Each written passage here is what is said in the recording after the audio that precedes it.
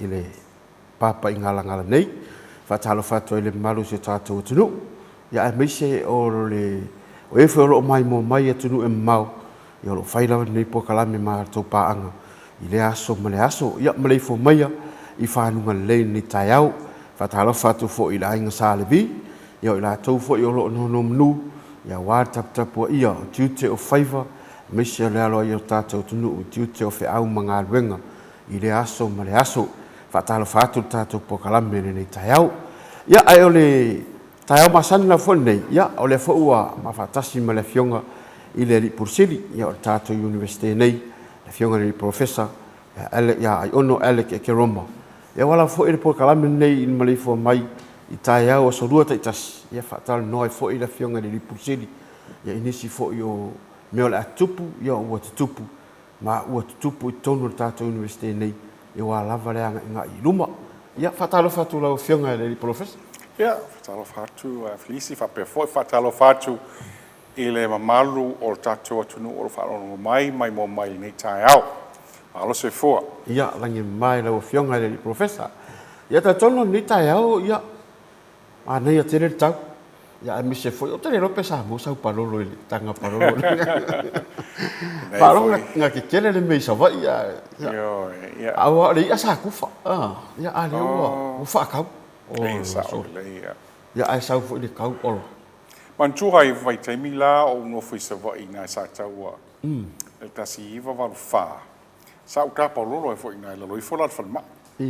tele palolo te mina ya te mila nei ya le ai o le fonga si lo fa le o mo wai nai of palolo lua a to este mi e se sami e voile se me voile se events voile ia na tala mo lo pololo ia fa asia si ka ngi ya November il masin fo wa fa lua na tal tau sa ia laki la ia lo winga la wa laki ka u ko mo se fa popo sa le la ya ai tono la papa avilota po kalami la wa fionga ile ali pusili ya ole va ya solente ni sa fenga ita tu university ma fontangal mesina fa tu dia foi le fontanga le sa no ia la fionga le ngang tonu ya mi se fo yo le ta wo le fontanga mo se ta to tonu ya mi se fo yo ta to university Paftai, o le vaso sa neng na pisi le vai aso. Ile ngata la ile a fo il tato conference a fai le lua aso. Ai sa fai fo ile tato joint employability workshop ma APTC. Ia na fo fontanga sa fai la so les farele. Ia sa fo sa fa tasia pula isi il tato o fenga renga ile fo ngile le workshop la le. Was a workshop ta o tele wa fo i. Então tato lo pe fa fenga so ngal wenga tato graduates. Well, lesi pu voile fa pe e o mai fo ne a onga fo le nei le investe. Ya o mala onga e tau so ngal wenga mai fa na. Ya pe se ila o le workshop langa ta o tele fo le mo fa tal tano ina fo I ma fa na o graduate. Po fe mo wela to ngal wenga me fa pena. Ya ele ngata na sa fa fo ila le quality assurance workshops ale SQA. Sama Qualifications Authority ia e fo ni sa fatasi fo I sta ku sui workshops la ia e lua sa fa ia ia fo ita wo fo na fontanga wa mo ko quality assurance la vo business na SQA Sama Qualifications Authority ai o tato conference la stofilmas falele mo kwa ta wo tel tato conference le fo I talta no ai ma fa soa ma fetu fa'i ia ma fau ma susuenga pe fa feanga trato ma wole a fo ile resilience fo ile ia trato continue pe la volta to investe ma le olanga ia me uma la vai staitas pe o mai le fo pe mal covid yo a me sava teming ia on pro foi o fa felima salau ia ngal wenga o fongne o le yai ia o tele o la o tuti selen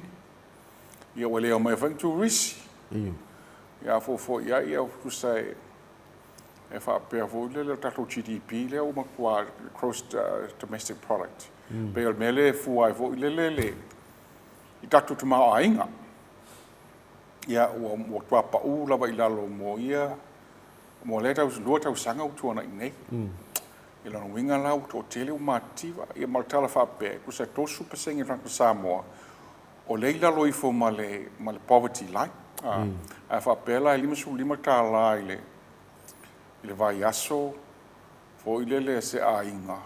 a whai e lai tisi fo ma 5 tā la I vai aso, se whai tau tupe e o lai se a inga. I langa winga o meshalanga le poverty.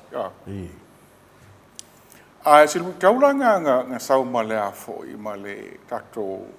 launga na saili. I le fionga I a o ia lana o le minister o le women's community and social development se ama tamaita ai o lana taula lana launga le sa fai le po le sfralele il tato dina o le conference fa pe mai foi le tango so se measure a tonga I lo ai o le lava fia mo le tanto sa mo me pie fonge e tue faini si mesha voile po se formula fa pe mai ai a mea a maual me ai le aso a kusa po se ulu po se singa michi ia alai ele fale mo ai o lai alu swa vai ma vo le pao ia ma o iai fo lau fai lotu ma o tuanga fo lotu ia tonu la fo se mesha le vo la na la fo o fo nei o le ola fia ma o le rang samo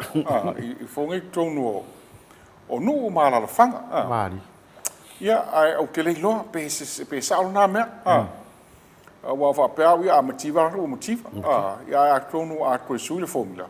ia tonu le motiva te lo samo Ia. e mo ia ai ku sa pe le se le ngitanga alai Bawa dem uru mal mit. o mau le unu mal miti al mau manga ia mo singa fai Vai singa du au. yo ia tonu o lo ia e mo fo ile ala ko mal sam yo ia manai moa fo ile ia tonu o lo le ia me o mo fo tonu e fa fanka la val me wa fo I kusala pe mo nei mau me ia ma ko fo tato a tu mang nu fa Samoa ia a fa mo il fa la velafe Ia. a maliu mai sesi ia no winga la ku sala po o tele o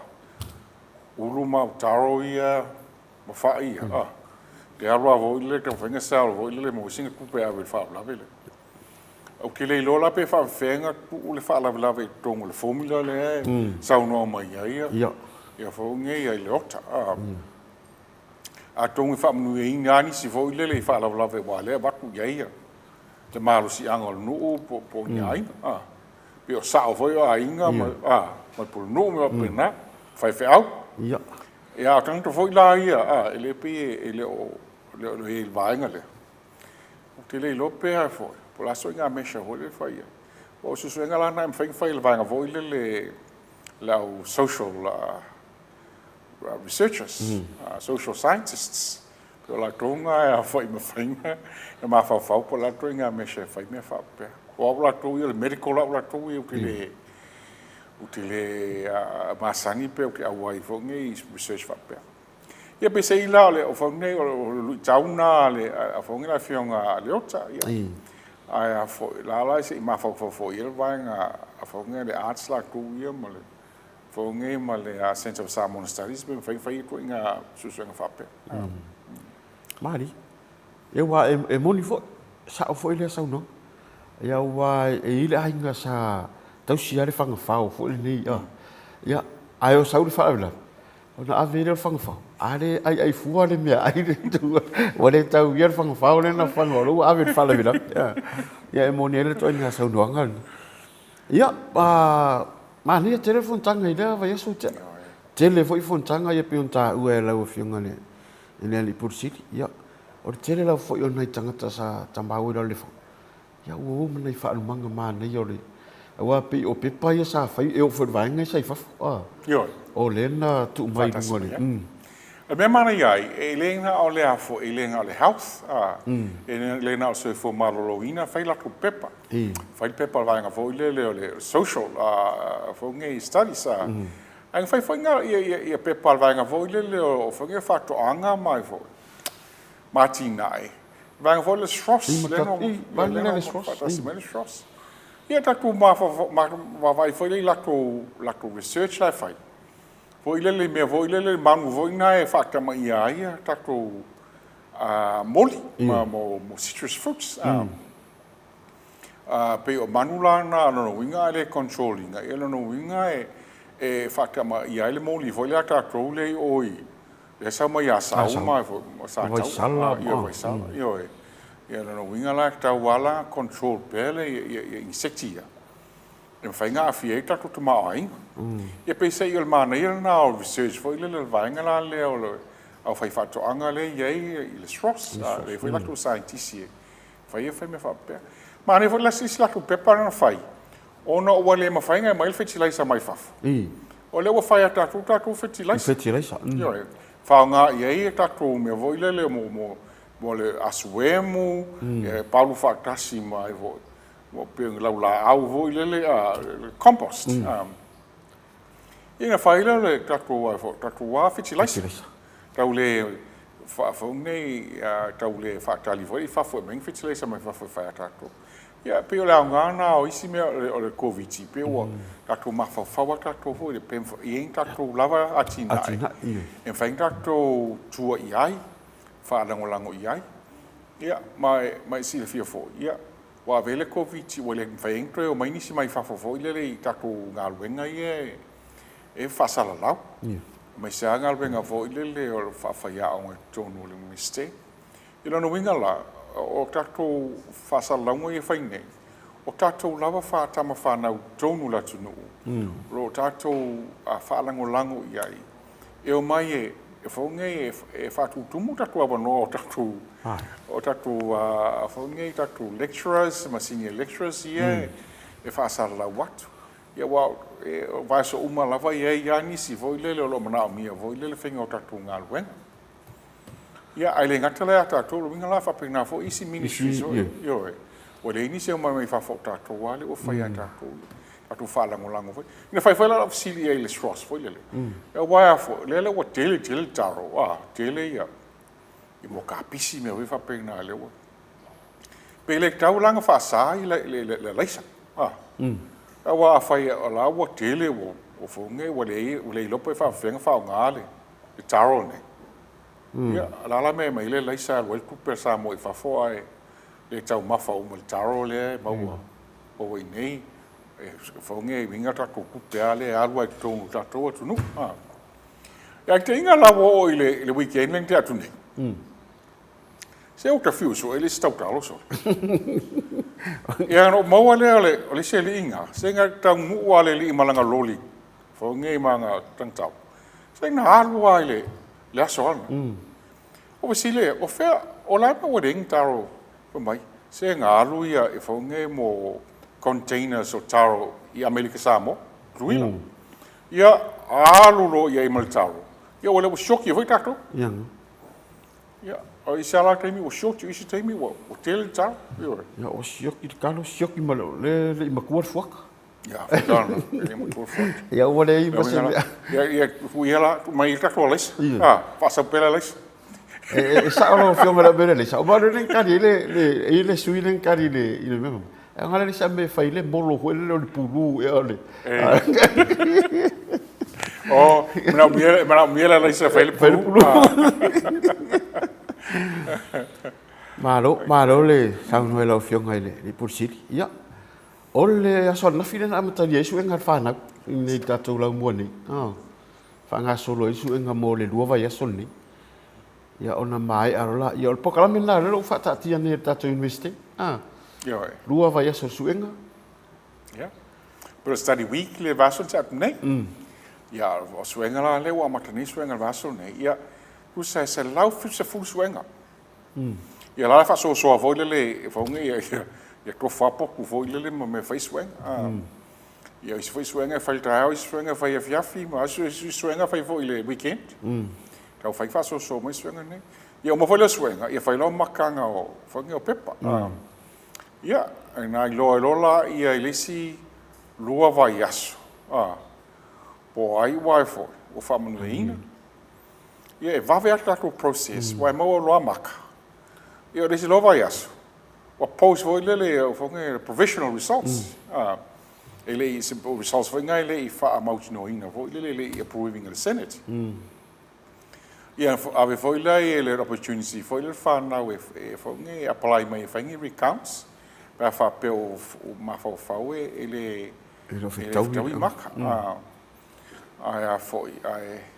basing of wanga foi a fai a live house full maka mai magulo pe e tongi mai tu fai ele fa pe ia tu recount o alu el valsu lima po ia a que o recount a coi foi mai a tu foi mai lalo a mai mo foi malapu a ma wala maka valsu fu ia mana ia silenga fia vai nga foi la le nga o fase fulu valu pe fase lima maka ia vai nga lang na voi le a ma ho fa wa voi le ise a tonga fiki se laki voi le a tu recount o lunga lima sultas pas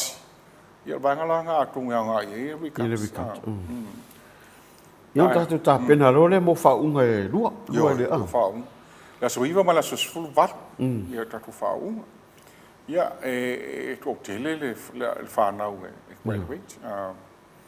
kusa pe lima se lau le graduation ai le graduation pe ko fase la we se mau tino foi le pe o mai le afo fenga maka suenga lo fanga no ila ai pe a numero fai numero ana mai isi tau sanga o tuna ma lo fa ftai la o fio ia o le ua amata fe ta pena ta tu la mua I savai le sa amata mai ai le machine anteni e leu toi fa ngai yoi ma toi fa o na ta tu campus I savai le o ngalu me le sunga ya mutpol pe a swing a tele la vale wa ai o le a foi o ele ta tu full time campus bench e mo isa ele ta tu campus vai I tau sanga o tu nai ai le si foi le fa mau tu developing ale campus o le la o talunga appoint nei ai foi ia muli pola ile o masina o ato masina ia fa klo le alo loli alo e o se fa fa ngale muli pola a ku se la ke si I voi le e o manga la o lunga muli pola lunga fo ngele loli ave se fa o ngai mo sa wa alo le ke si o lau papa o no foa wa la o me se va le muli pola ia o le la tala nei la so to se fulu tala ita to campus se vai ia la wa sa uni ma foi la mo pola foi le wa o mo fa tla no foi le I fa ya onga o fa runga onga ia mai se foi ia ma tai ma foi nei pule no na sa le longa ia fa pena foi le ma malu o foi nei o sa mo o ia na I sala fai e la fora ma fa e fonge valaulia le fonge ia le members of parliament uma la vai nice vai e fonge fa tasi atu ia ile tato launch vai mangpua e taua le tam fainga ia la foi la makta foi la ile ngata la o a fa haru lunga tato enrollment isa vai wala makta nginga fel wa mul pola mala fo mi se fo ya teen shop nei fo le advertise to programs ma market to programs ala fo la fa kle ina fo to programs wa fa ye o la ma fa pe fa fenga va ye mi se fo le mo trades fo le tivet ya ai nga le ngata na I se fo po klame vo le so sonia I fa na wa onga voli 12 mo 13 le ala makla la ye pe na se fia fo yo Stato Faya Onga, head of departments, or is a friend, Tato Fangale Asoalo, Sydney, Passau, for Oyerna Lisa manager or therefore. Ola Man, yeah, she was so or Faimalanga, she was so Wala Wale, Tato Matai Langi, yeah, Oyerna Lisa. Fa ta mo fai fo le e fai ta to atina na o fo nei o mta upu e so so ni fo le fa na fo le a o nga fa wa yo ele wa ele ta o fa wa al fa na le e 12 mo e feti o le la ta to programa la le na PCA ia fo nei e so alo le la fa I ta to campus nei ai le ma fa o to sanga a kung pua wa wa tu se vai so so ni fa pe ia o tato proclame uma lá e ele fofo ele e fa le ati le bel tato campus fa e foi lá e ele e fon fa ton university and US council foi nge mai mo e mana natu foi ma tal no po le ale se fa inga vo ele e fofo e fa stato campus lá vai se vai o tato campus terminei o lai lunga vo le na ile market yo ya tonu man ko fo ila marketing no lai fo ile fo le malo le tu na ni ya tu fo ile le fai official malo ya tonu la i singa ile fo na se me la vai fai sta yo na sala long e fai sta to campus longo mai fa pe a me pe fai ta to fa nga inga vai po o ile le anga vai puli o ile la wala ya yuka la ia uma fale a ia ponga na e a fo e fai si mama e mampo o pasi uma ia mai I sale lo o ngai le ai e se pe a fai a me sako tato campus ina I mango foi me ngo business ya foi le location a me tawanga sa ol me ku ai la fo e business wa le sa ia no winga le se fa tau I lo farolo pe o foi lingviste ma na ia tele fu fanga le mo sa ia wa ole tulanga le sai ia tatu office ia ele ini pe foi le na ole o tu a feile folo fai ele ai ia pe la tulanga na le tilo ne ia le ngalu ia mo polo ia o tau fa to tonga ina foi le ia wa foi nei kesi manai me faia o ngan fana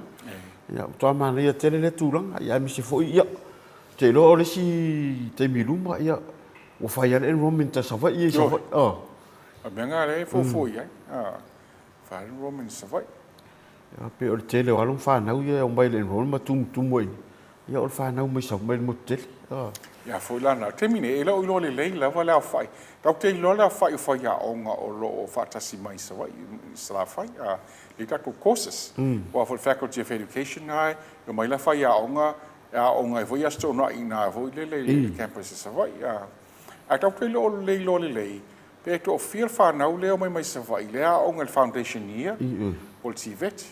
o fa fanta a sila pe po fe no foi ia fa pe mai tu no foi ile fo ngai fa lau ni ai po vai tele ai le lo ile o lai no fa onga ina ai sa mai sa voi fa fantala na voi le tok tele capturing le voi le po nga fe ton wa sa voi le mai fa na le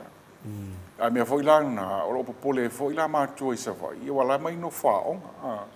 ia no fa onga la po voi le pe fe lo ia fa na tingi fa inta fo le ma to se fa I fo le fo le fo nei le ma fo me fo le fa na tingi le mai no fa o mai ni moni lo yo ia ta tonu le ta te amai le vainga ia msalo o le ia nei project light for ta university le lo fu atu ia sa no ia lo fionga le pulsi e fa tai o mai si la fa ta ku fa alarms for ngel school of maritime I Mulnu ia le fa solo ma I le school of medicine ia ale lava ia fo tau fa uma ia fonga ia fa alarms I voilta ku papa ngalanga campus ia me fa pe mo ko voila ia o sui voila ia standards ale a fesa ia mo ko mo runga standards le wi nei Samoa o fa tau voile le amu le fa le winga le ngatele voile le ai fo o sailini automatic voile ia foi o ila le fesa la wei lo mai le fesa e lo to mo le fesa me la mu ia o le fa foi ka to fire training le to lo vaso wa vai la to fire drill ma nei ta to exercise na ma nei foi va ia tu o Fufilima whaatasi lava i le FESA, ma le Samoa Water Authority, ma le DMO, ma la ese lava le malo. Wa a tupus wha le tonu. Lono winga e whaunei e lima whaatasi ma lava i matanga wenga nei al malo. E tam whai fo in whawhitau di whapenei. A me se ala i whaunei whale tele investe.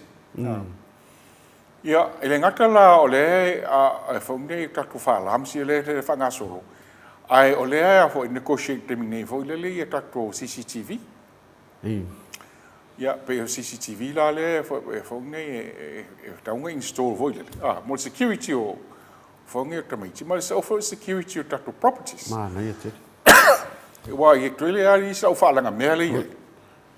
Ma tau tia. Ma kwa ko tele o whalanga mea le i nei. Ia, o le nala o le ai foi.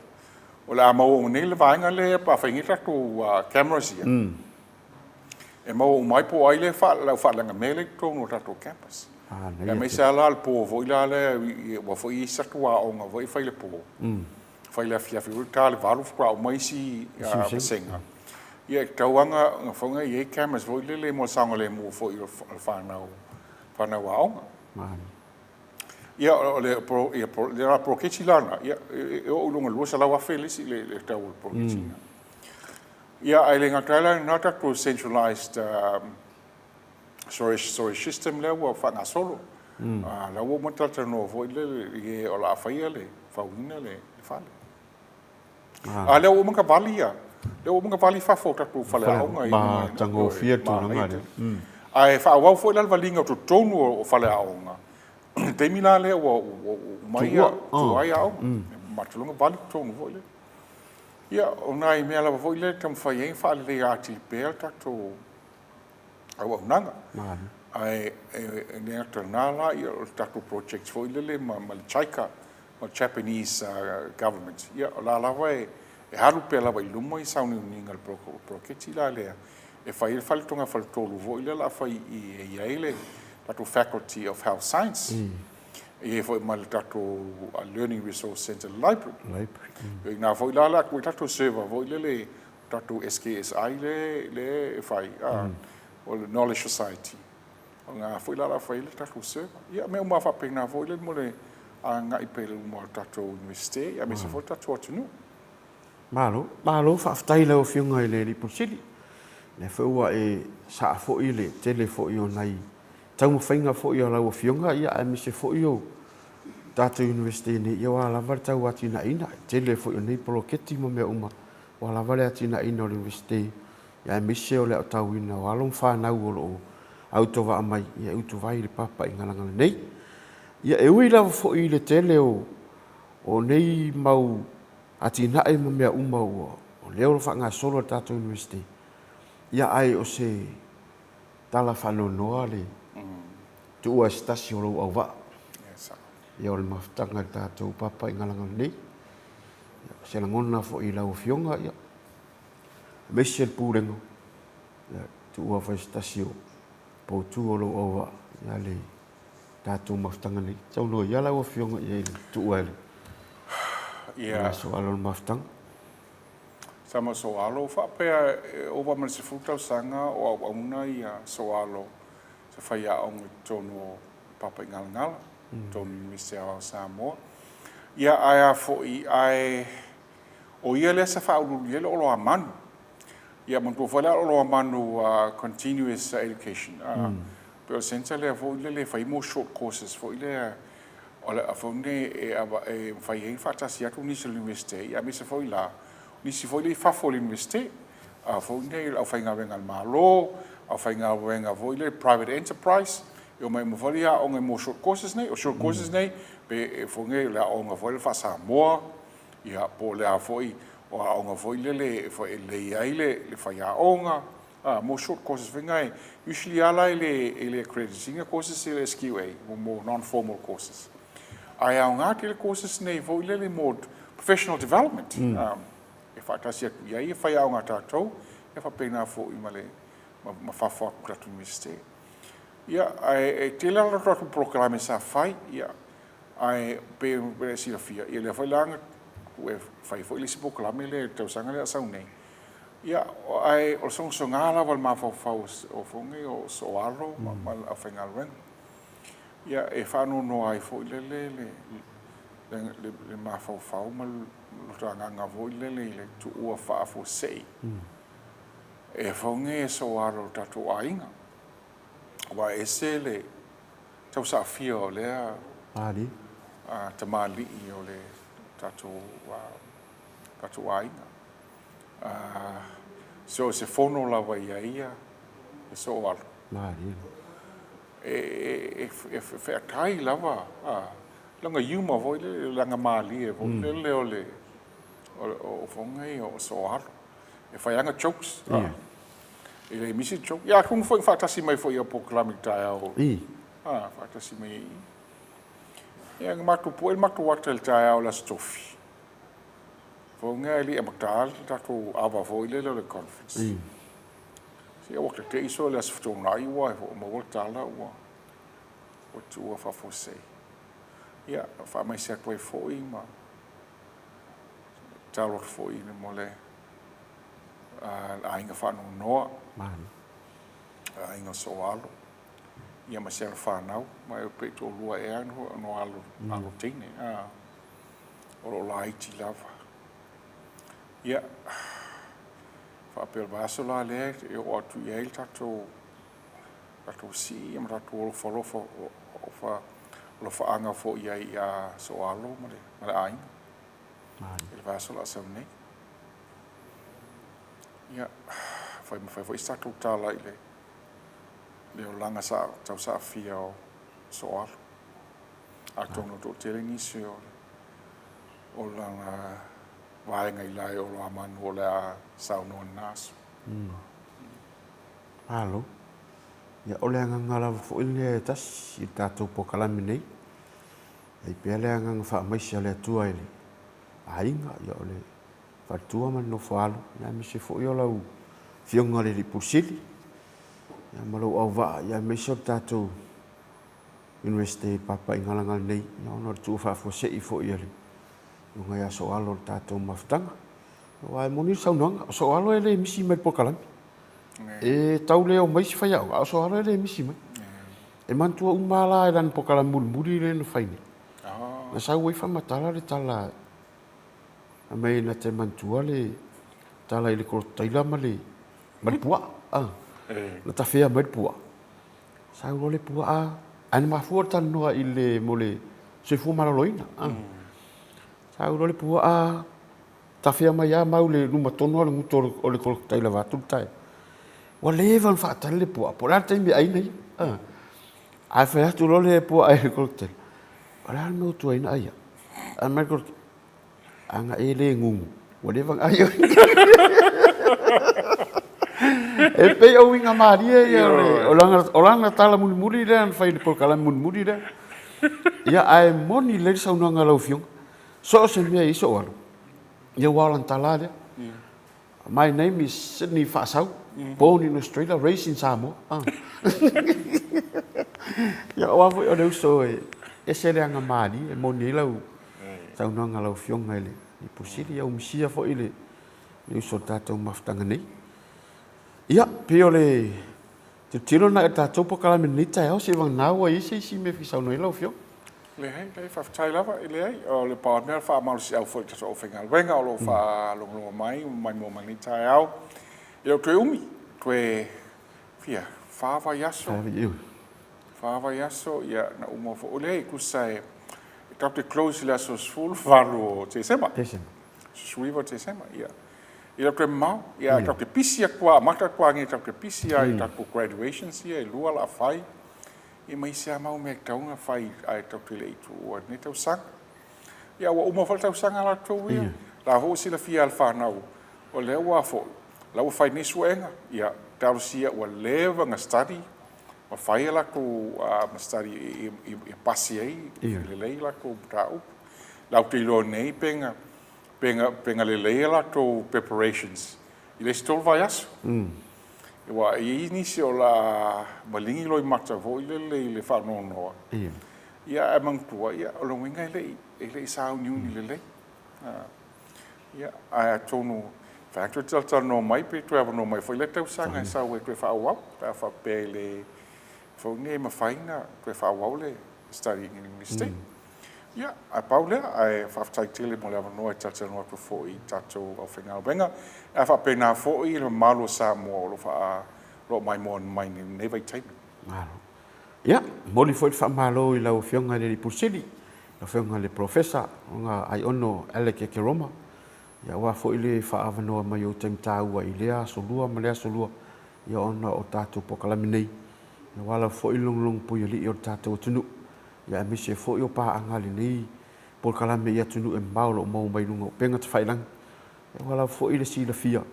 ia o meolo tupu martau atina ina o tato university nei lo fianga I malau fionga ia ai manu ia tele tute mangaluenga nei yaso ia o de si uina male tato pokalami mo nei taiau manu ia tele fufanga nei yaso soifua